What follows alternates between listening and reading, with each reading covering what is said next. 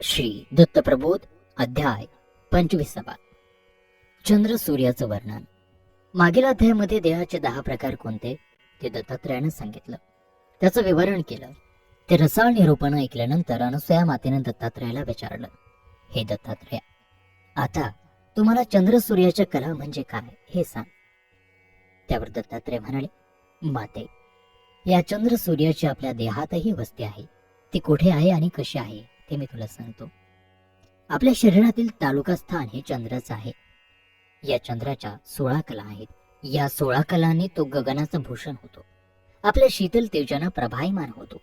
आता त्या कलांची नावं ऐक.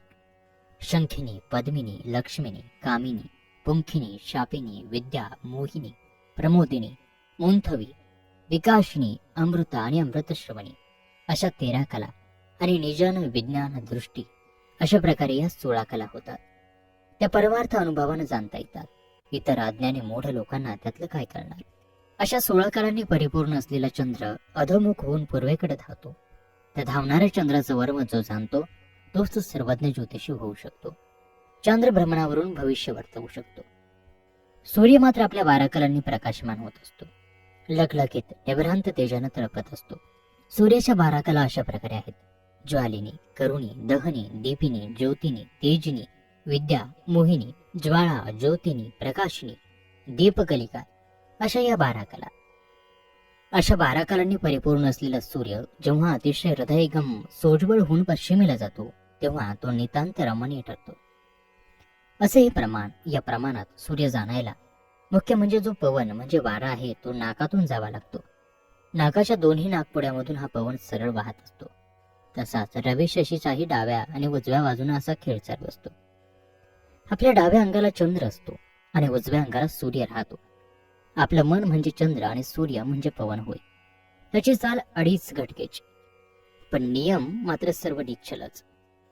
या दोघांमध्ये कोणताही एक एखाद्या पळानं वाढत नाही आणि कमीही होत नाही. दोन्ही स्वर समान पद्धतीने वाहतात. तेव्हा संक्रमण झालं असं म्हणतात. या चंद्र सूर्याच्या प्रवाहात 5 तत्व असतात. कोणत्याही वस्तूला पदार्थाला स्पर्श न करता अधांतरी असणारी धरणी ही पहिली. ज्याचं वाहन अधोमुख आहे, खाली आहे असं पाणी ही गोष्ट दुसरी. जे सतत वर वाहते, ऊर्ध्व असते, सतेज भासते ते तेज. चौथा वातराज आणि 5वे सर्वव्यापक आकाश होय. असे हे 5 तत्वे असतात. शुक्ल पक्ष हा चंद्राचा आणि कृष्ण पक्ष सूर्याचा. प्रतिपदेपासून तृतीयपर्यंत हा एकेकाचा भोग असतो. एकाआड एक दिवस येऊन चंद्र आणि सूर्य 3-3 दिवस भोगतात. याचसाठी आठवडा, पंधरवाडा, महिना आणि तिथे यांची योजना केली गेली आणि दोघांसाठी दिवसही ठरवले गेले. रविवार, शनिवार आणि भौमवार म्हणजेच मंगळवार हा सूर्याचा, सौम्य असा सोमवार आणि भृगू हा चंद्रासाठी ठेवला आहे.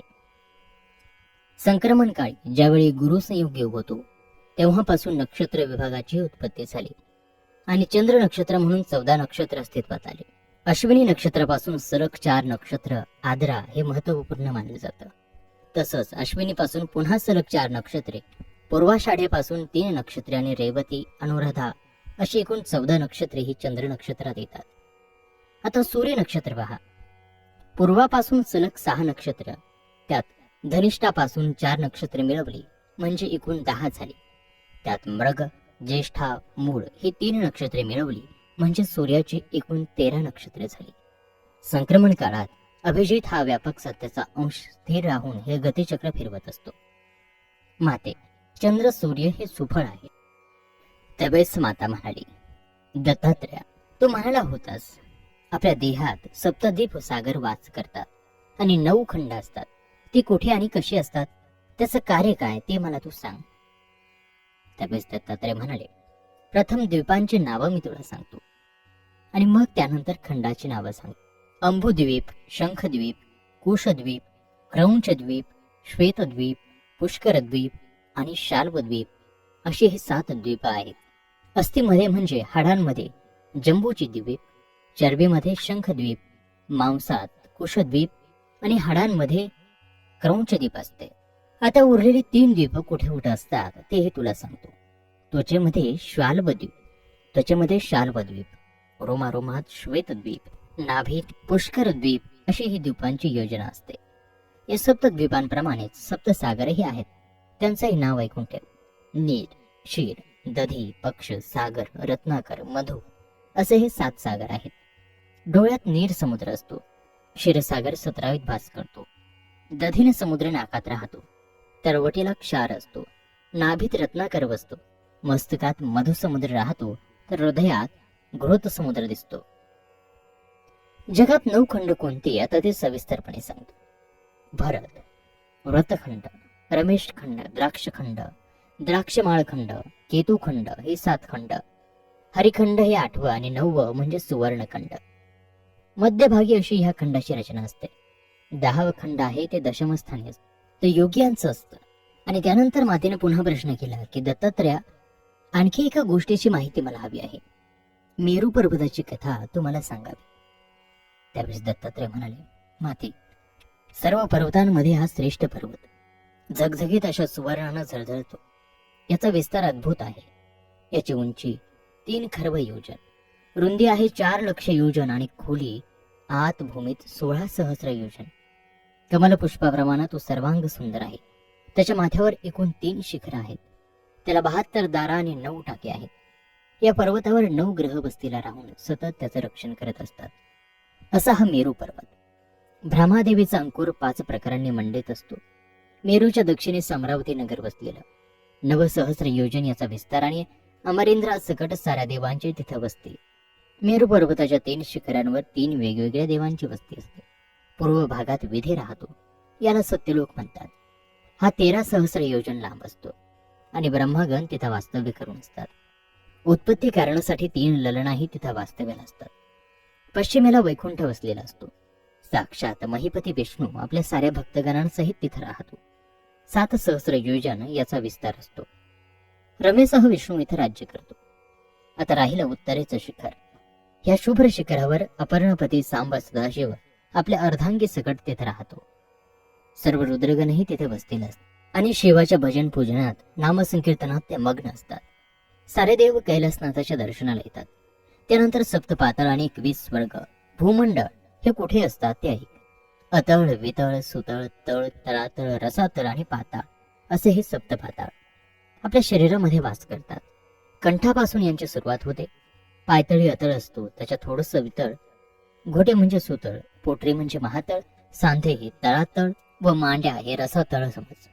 कंठात तळ पाताळ वसलेला असतो. पहिलं पाताळ अतिशय सुंदर, पुष्पावती नगर याचं नाव. रक्तगुंज नावाचा राजा इथं राज्य करतो. इथली प्रजा अतिशय सुखी, समृद्ध आणि आयुष्य कंठते. दुसऱ्या पाताळाचं नाव शैल्यपूर नगर. राजाचं नाव आहे गंधनाम. तिसऱ्याचं नाव नरुकुमलजा. राजाचं नाव श्रीधरपट्टणम. चौथ्या पाताळाचं नाव चातकपूर नगरी. मलोध्वन राजा तिथं राज्य करी. 5वा आहे रुद्रावती नगर. राजा नागूचं तिथं राज्य. 6वा आहे कंजवायू नगरी. चक्रनाग तिथे राज्य करतो. 7वा आहे उग्रावती नगर. शत्रुतत्वी त्याचा राजा आहे. असे हे सप्तपाताळ असतात.